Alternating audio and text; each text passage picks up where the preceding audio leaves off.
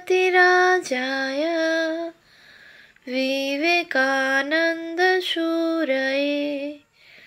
सच्चित्सुखस्वरूपाय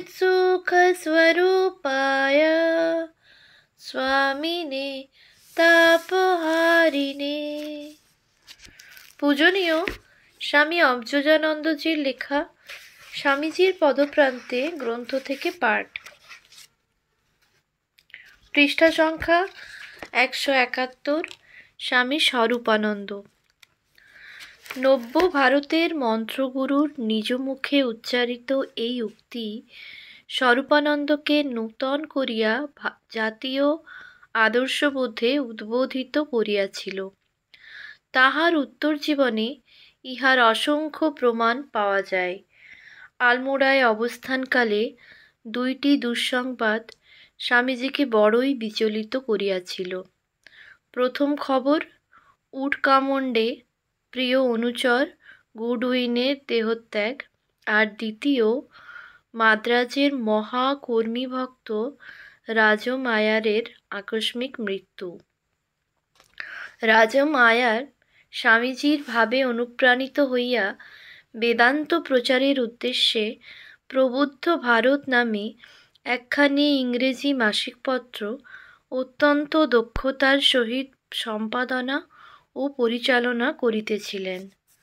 1896 জুলাই হইতে এই প্রবুদ্ধ ভারত নিয়মিত প্রকাশিত হইতেছিল, কিন্তু মে 1898 মাসেই আয়ারের লোকান্তর গমনে প্রবুদ্ধ ভারত জুন সংখ্যার পরে আর প্রকাশের কোনো উপায় থাকিল না। আয়ারের বিয়োগ ব্যথা স্বামীজির প্রাণে তাই দ্বিগুণ হইয়া বাজিয়াছিল।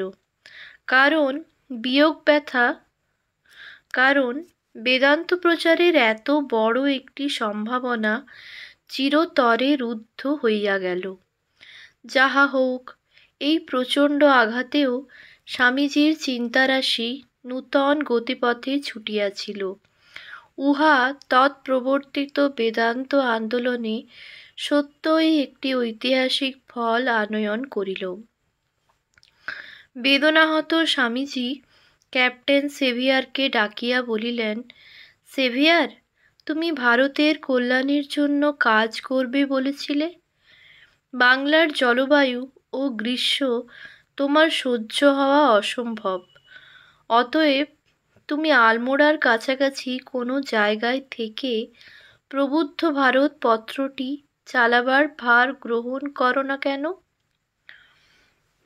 কাগজখানার 3000-এর ওপর গ্রাহক হয়েছে।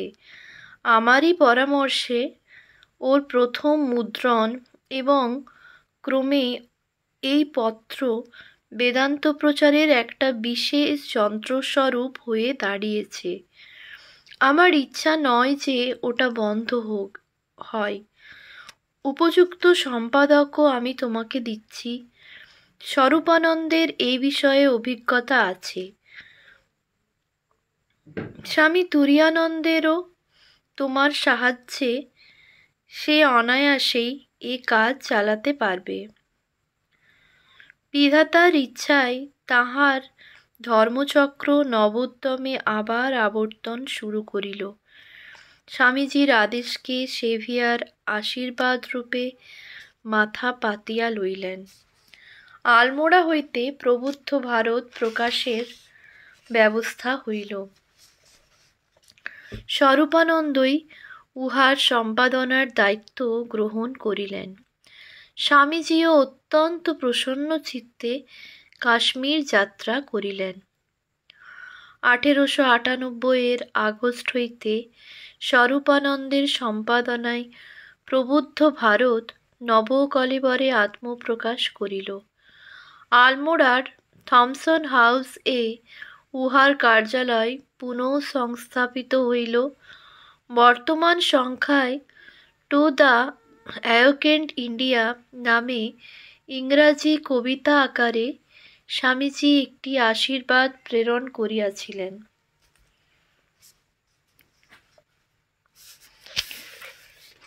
উৎস বীরবাণী বিবেকানন্দ সোসাইটি 22তম বর্ষ 22তম সংস্করণ, পৃষ্ঠা 78। ঐতিহাসিক এই আশিস কবিতাটি স্বামীজির অনবদ্য ও শ্রেষ্ঠ রচনাবলীর অন্যতম। গুডউইনের মৃত্যুতে তাহার স্মরণে রচিত স্বামীজির বিখ্যাত কবিতা রিকুইসক্যাট ইন পিস ও প্রবুদ্ধ ভারত এর এই সংখ্যাতেই প্রকাশিত হইয়াছিল। এই সংখ্যার আরও 2টি উল্লেখযোগ্য প্রকাশন স্বামী শারদানন্দজির the outlook of Indian monism এবং একটি স্মরণীয় শোকবার্তা পওহারী বাবার মহাসমাধি, arise awake and stop not till the goal is reached. স্বামীজির এই বাণীকেই যাত্রাপথের মূল মন্ত্র করিয়া প্রবুদ্ধ ভারত এর পথ চলা নূতন ছন্দে চলিতে থাকিল। প্রবুদ্ধ ভারত পত্রের জনপ্রিয়তা উত্তরোত্তর বৃদ্ধি পাইতে থাকায় ইহার জন্য একটি স্থায়ী কার্যালয় ও ছাপাখানার অভাব খুবই অনুভূত হইতেছিল। ক্যাপ্টেন সেভিয়ার এই পত্রের পরিচালনার ভার স্বীয় স্কন্ধে তুলিয়া লইয়া শ্রী গুরুর আদিষ্ট একটি মহৎ ব্রত হিসেবে ইহাকে সর্বাঙ্গ সুন্দর করিতে আপ্রাণ যত্নশীল হইয়া উঠিয়াছিলেন। তাহার ও স্বরূপানন্দের আন্তরিক প্রচেষ্টায় অবশেষে আলমোড়া হইতে 50 মাইল দূরে হিমালয়ের বনময় এক নির্জন প্রদেশে মাইপট নামক পার্বত্য ভূখণ্ডটি ক্রয় করা হয়। পাহাড়ি মাইপট এর নূতন নাম হল মায়াবতী এবং এখানেই 1899 খ্রিস্টাব্দের 19শে মার্চ শ্রী রামকৃষ্ণের আবির্ভাব দিবসে স্বামীজির আকাঙ্ক্ষিত অদ্বৈত আশ্রম প্রতিষ্ঠিত হয়। প্রবুদ্ধ ভারত পত্রের প্রধান কার্যালয়ও ওই শুভ দিনে মায়াবতী অদ্বৈত আশ্রমে স্থানান্তরিত হইল। একটি ছোট ছাপাখানাও এই সময়ে কেনা হইয়াছিল। সেভিয়ার দম্পতি আশ্রমের পার্শ্বেই একটি পৃথক বাটিতে বাস করিতে থাকিলেন এবং সম্পাদকীয় কার্যালয়, ছাপাখানা ও সাধু কর্মীগণের আবাস ইত্যাদি আশ্রম ভবনেই সংস্থাপিত হইল। ক্যাপ্টেন ও মাদার সেভিয়ার স্বরূপানন্দকে নিজ পুত্রের ন্যায় স্নেহ করিতেন। স্বরূপানন্দও স্বীয় হৃদয়বত্তা, প্রতিভা ও কর্মকুশলতায় সেই স্নেহের যথার্থ মূল্যই দিয়াছিলেন।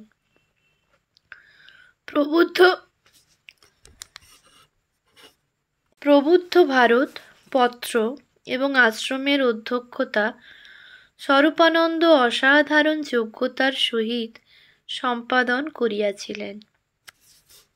প্রবুদ্ধ ভারত তথা মায়াবতীর ইতিহাসে স্বরূপানন্দের নাম অক্ষয় হইয়া থাকিবে। বস্তুত তাহারই সম্পাদনাকাল হইতে দেশ বিদেশের বিদগ্ধ সমাজে প্রবুদ্ধ ভারত উহার গৌরবমণ্ডিত আসন স্থায়ী করিয়া লইয়াছিল। শ্রী রামকৃষ্ণ বিবেকানন্দের ভাবপ্রচারের উপযোগী একটি শক্তিসম্পন্ন পত্র বলিয়া উহার খ্যাতি তখন হইতেই সর্বজন স্বীকৃত হয়। স্বামীজি স্বয়ং তাহার জনৈক শিষ্যকে নিউ ইয়র্ক হইতে একখানি পত্রে একবার আগস্ট 1900 লিখিয়াছিলেন, স্বরূপকে বলবি আমি তার কাগজ চালানোতে বিশেষ খুশি। He is doing splendid work. Allahabad হইতে প্রকাশিত তদানীন্তন হিন্দুস্তান রিভিউ পত্রে পুনার ডেকান কলেজের অধ্যাপক নেলসন ফ্রেজার 1903 জানুয়ারিতে স্বামীজিকে সমালোচনা করিয়া এক দীর্ঘ প্রবন্ধ লেখেন। প্রবন্ধটির নাম ছিল স্বামী বিবেকানন্দ এ ক্রিটিসিজম। সুপণ্ডিত অধ্যাপক স্বামীজি সম্পর্কে কিছু ভ্রান্তিতে পড়িয়াছিলেন। প্রবন্ধে প্রকাশিত বিভিন্ন মন্তব্যের মধ্যে স্বামীজি সম্বন্ধে তাহার জ্ঞানের অসম্পূর্ণতাই প্রকাশ পাইয়াছিল। পরের মাসেই যুগপৎ উক্ত পত্রের ফেব্রুয়ারি সংখ্যায় এবং এলাহাবাদের কায়স্থ সমাচার পত্রে স্বরূপানন্দ অধ্যাপক ফ্রেজারের ভ্রান্তি নিরসনার্থে তীব্র প্রতিবাদমূলক এক প্রবন্ধ লেখেন। স্বামী বিবেকানন্দ এ রিজয়েন্ডার শীর্ষক তাহার জ্ঞানগর্ভ এই প্রবন্ধটি প্রবুদ্ধ ভারত পত্রে এপ্রিল সংখ্যাতেও প্রকাশিত হইয়াছিল। যুক্তি প্রমাণের উপর প্রতিষ্ঠিত স্বরূপানন্দের প্রতিবাদ প্রবন্ধ পাঠ করিয়া অধ্যাপক ফ্রেজার মুগ্ধ হইয়াছিলেন এবং অকপটে নিজের ভুল স্বীকার করিয়া মার্চ মাসেই হিন্দুস্তান রিভিউতে উহার সম্পাদককে লিখিত একটি চিঠি প্রকাশ করেন। উহাতে তিনি লিখিয়াছিলেন, I write to acknowledge the fruits of the rejoinder which Swami Swarupananda makes in your February number to my article on Swami Vivekananda. It is clear that I did not do him justice. স্বরূপানন্দের তেজোদীপ্ত লেখনী প্রবুদ্ধ ভারতকে যথার্থই সমৃদ্ধ করিয়া তুলিয়াছিল। স্বামীজির বাণী, পত্র, রচনা ও ভাষণাবলী তখন প্রবুদ্ধ ভারতে নিয়মিত প্রকাশিত হইতে থাকিল। শ্রী শ্রী রামকৃষ্ণ কথামৃত মহাগ্রন্থের শ্রীমকৃত ইংরাজি অনুবাদও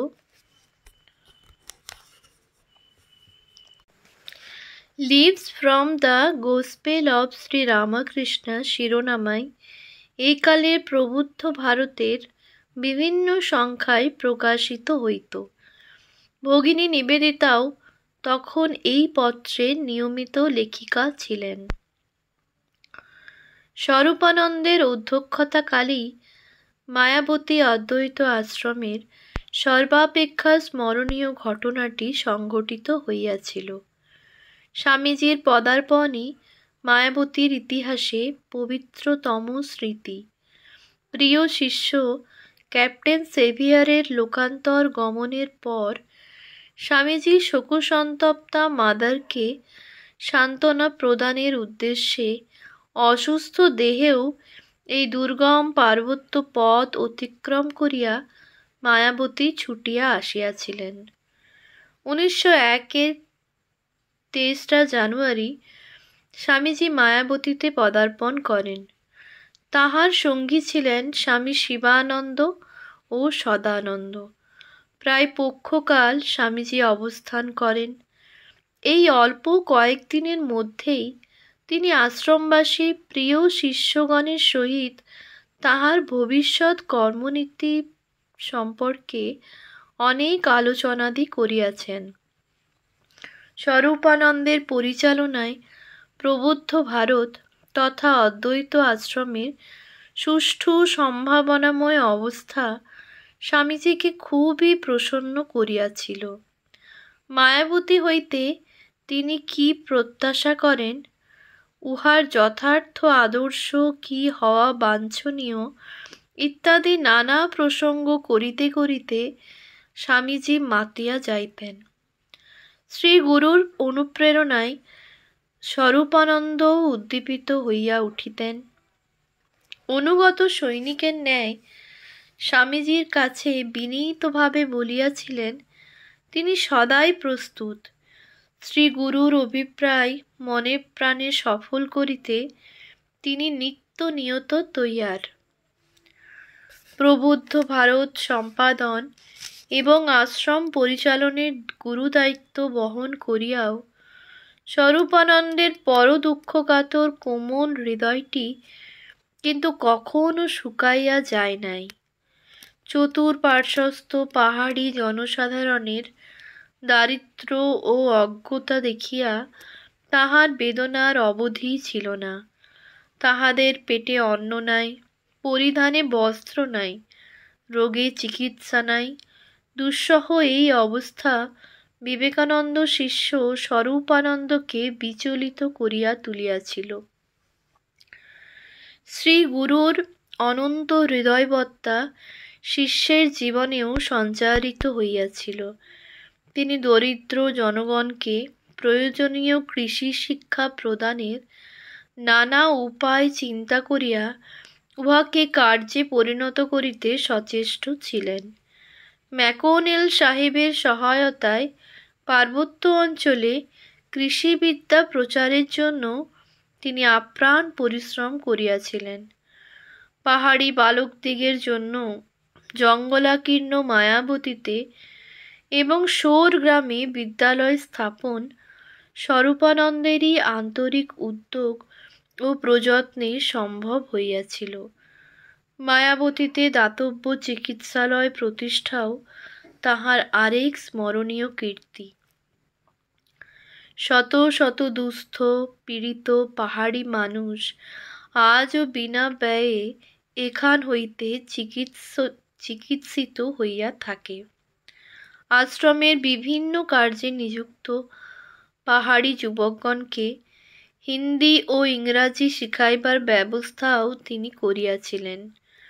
দুর্গম পার্বত্য অঞ্চলের অধিবাসীদের মধ্যে সংস্কৃতি বিনিময় ও ভাবের আদান প্রদানের উদ্দেশ্যে হিমাচলে বাঙালি উপনিবেশ সংস্থাপনের দুরূহ কার্যেও স্বরূপানন্দ হাত দিয়াছিলেন। কখনো কখনো তিনি সুদূর নৈনিতাল, আলমোড়া প্রভৃতি স্থানে গিয়া অবস্থান করিয়া পাহাড়ি জনগণের মধ্যে বিদ্যা ও ধর্মশিক্ষা প্রদান করিতেন। 1899 খ্রিস্টাব্দে রাজপুতানার অন্তর্গত কিষেনগড়ে দুর্ভিক্ষ দেখা দেয়। স্বরূপানন্দ ওই সময়ে তীর্থ দর্শনোপলক্ষে বাহির হইয়াছিলেন, কিন্তু জয়পুর পর্যন্ত আসিয়া দুর্ভিক্ষ পীড়িত মানুষের দুরবস্থার সংবাদে তাহার সকল সংকল্পের পরিবর্তন হইল। গুরুভ্রাতা কল্যাণানন্দের সঙ্গেও অপ্রত্যাশিতভাবে জয়পুরে দেখা হইয়া যাওয়ায় উভয়ে একত্রে কিষেনগড়ের দিকে যাত্রা করিলেন। সেখানে দুর্ভিক্ষক্লিষ্ট দুর্গত নারায়ণের সেবায় তাহারা আত্মনিয়োগ করিলেন এবং অনাথ বালক বালিকাদের জন্য একটি আশ্রমও স্থাপন করিয়াছিলেন। প্রায় 1 বৎসর এখানে সেবাকার্য চলিয়াছিল। ঋষিকেশ হরিদ্বার অঞ্চলের পীড়িত ও বৃদ্ধ সাধুদের সেবার জন্য স্বামীজি শিষ্য কল্যাণানন্দকে আদেশ দিয়াছিলেন।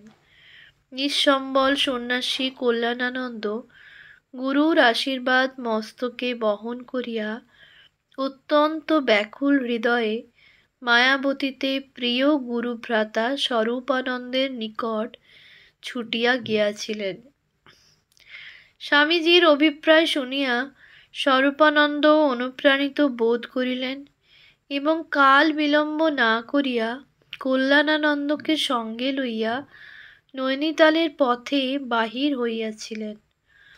নৈনিতালে তাহারা 1.5 মাসকাল দ্বারে দ্বারে ঘুরিয়া ভিক্ষা করিয়াছিলেন।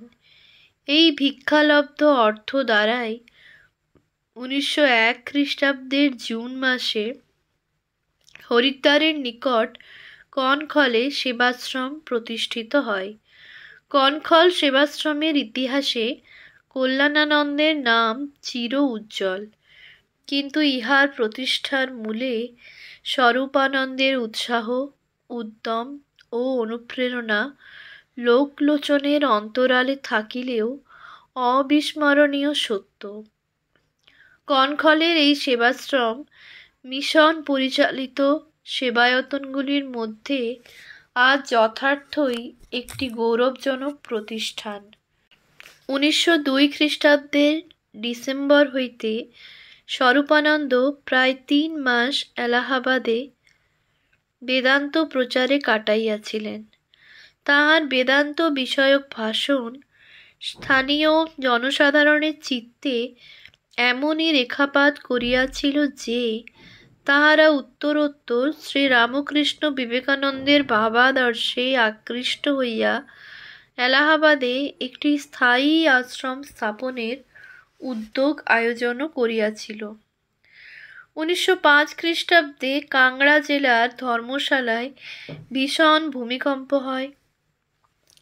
স্বরূপানন্দ তখনও সেবা কার্যের জন্য অর্থ ভিক্ষাদি করিয়াছিলেন এবং বিপন্নদের সহায়তা করিতে আশ্রম হইতে গুরুভ্রাতা নির্ভয়ানন্দ ও জনৈক ব্রহ্মচারীকে প্রেরণ করিয়াছিলেন। সেবা ও সাধনার একটি সুন্দর সমন্বয় স্বরূপানন্দের জীবনে ফুটিয়া উঠিয়াছিল। বহুবিধ কর্মের মধ্যেও নিয়মিত ধ্যান ধারণা ও শাস্ত্রালোচনায় তিনি কখনোই বিরত হন নাই। কর্মমুখর দিবাবসানে হিমালয়ের চূড়ায় চূড়ায় যখন রাত্রির অন্ধকার নামিয়া আসিত, স্বরূপানন্দও তখন আত্মচিন্তায় উদ্যোগী হইতেন। জ্যোৎস্নাপ্লাবিত নিস্তব্ধ রজনীতে একাকী একটি দণ্ডমাত্র হাতে লইয়া আশ্রমের কিঞ্চিৎ দূরে সাপদ সংকুল নিবিড় জঙ্গলের মধ্যে প্রবেশ করিয়া তিনি ভগবৎ চিন্তায় নিযুক্ত হইতেন। একান্তে ধ্যান জপ করিবার উদ্দেশ্যে নির্জন এই বনভূমির মধ্যে তাহার একটি কুঠিয়া ছিল। একবার গভীর নিশীথে ধ্যানান্তে আশ্রমে ফিরিবেন বলিয়া কুঠিয়া হইতে বাহির হইতেই দেখিলেন একটি বাঘ মুখ বেদান করিয়া বসিয়া আছে। মাদার সেভিয়ার এই ঘটনা শুনিয়া স্বরূপানন্দকে ঐরূপ গভীর অরণ্যে ধ্যান ধারণাদি করিতে নিষেধ করেন। পরে তাই আশ্রম সংলগ্ন জঙ্গলাকীর্ণ একটি নির্জন স্থানে তিনি নূতন একটি কুঠিয়া নির্মাণ করেন। অপেক্ষাকৃত নিরাপদ এই কুঠিয়াতে তিনি ইচ্ছামতো ধ্যান জপ করিতেন, সাধ্যায় বেদান্তালোচনায় নিমগ্ন হইতেন। মায়াবতীতে স্বরূপানন্দের সাধন স্মৃতিবিজড়িত সেই জীর্ণ কুটিরটি আজও মৌন সাক্ষীরূপে দণ্ডায়মান রহিয়াছে। নিথর রজনীতে নগাধীশের গম্ভীর প্রশান্ত শিখরগুলি যখন চন্দ্রমার স্নিগ্ধ কিরণে অভিস্নাত হইত, অন্তর্মুখ স্বরূপানন্দের চিত্তে তখন যোগেশ্বর শিবেরই ছবি ভাসিয়া উঠিত। অনন্তের উদ্দীপনায় তিনি পুলকিত হইতেন। বিরাটের মহিমাবোধের আনন্দে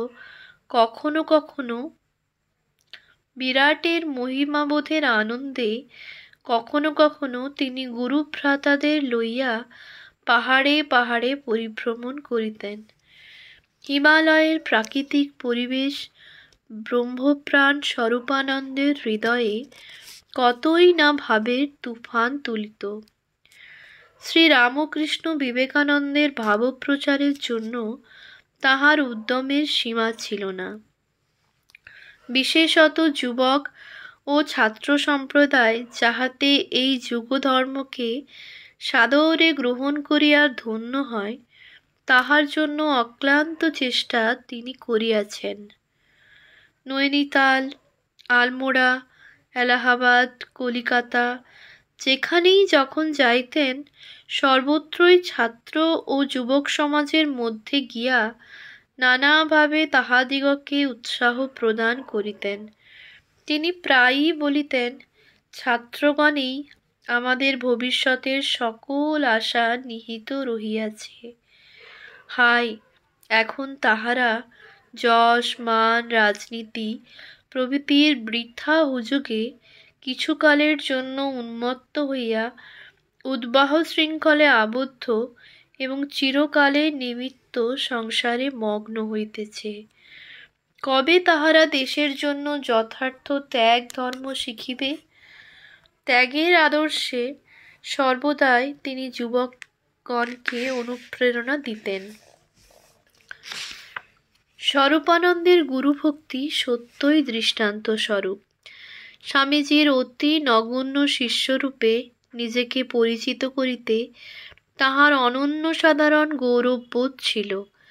একবার যখন তিনি কিষেনগড়ে অবস্থান করিতেছেন, তখন তথাকার দেওয়ান তাহার জনৈক বন্ধুর নিকট স্বরূপানন্দের পরিচয়কালে ভুলক্রমে বলিয়াছিলেন যে তিনি মহাত্মা বিবেকানন্দের গুরুভ্রাতা। গুরুভক্ত স্বরূপানন্দ তৎক্ষণাৎ আপত্তি জানাইয়া সংশোধন করিয়া দিলেন, আমি স্বামী বিবেকানন্দের একজন অতি নগণ্য শিষ্য ও অনুগত সেবক মাত্র। দেওয়ান বাহাদুর এই আশ্চর্য সত্যনিষ্ঠায় অত্যন্ত মুগ্ধ হইয়াছিলেন। তাহার প্রতি শ্রদ্ধাও ইহাতে আরও বৃদ্ধি পাইয়াছিল। 1901 খ্রিস্টাব্দে এই দেওয়ান সাহেবই স্বরূপানন্দকে দিল্লির দরবারে আমন্ত্রণ জানাইয়া তথায় সমবেত রাজন্যবর্গের সহিত তাহার পরিচয় করাইয়া দিয়াছিলেন।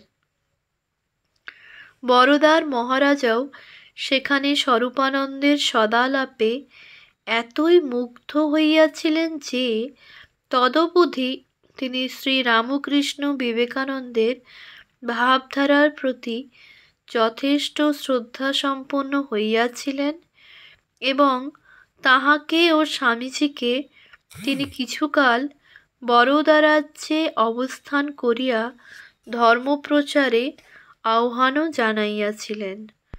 স্বরূপানন্দের এক পত্রে এই সংবাদ জানিয়া মঠ হইতে উত্তরে স্বামীজি স্বয়ং লিখিয়াছিলেন, 15 মে 1901, প্রিয় স্বরূপ, নৈনিতাল হতে লিখিত তোমার পত্র বিশেষ উদ্দীপনাপূর্ণ।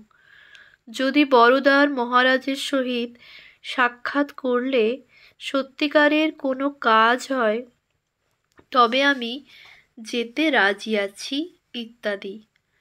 স্বামীজি তখন পূর্ববঙ্গ ও আসাম পরিভ্রমণ করিয়া সবে মাত্র ফিরিয়াছেন। শরীর খুবই ক্লান্ত ও ভগ্ন, তাই শেষ পর্যন্ত মহারাজের আমন্ত্রণ রক্ষা করা হইয়া উঠে নাই। ওম শান্তি শান্তি শান্তি। হরি ওম তৎসৎ। শ্রীরামকৃষ্ণার্পণমস্তু।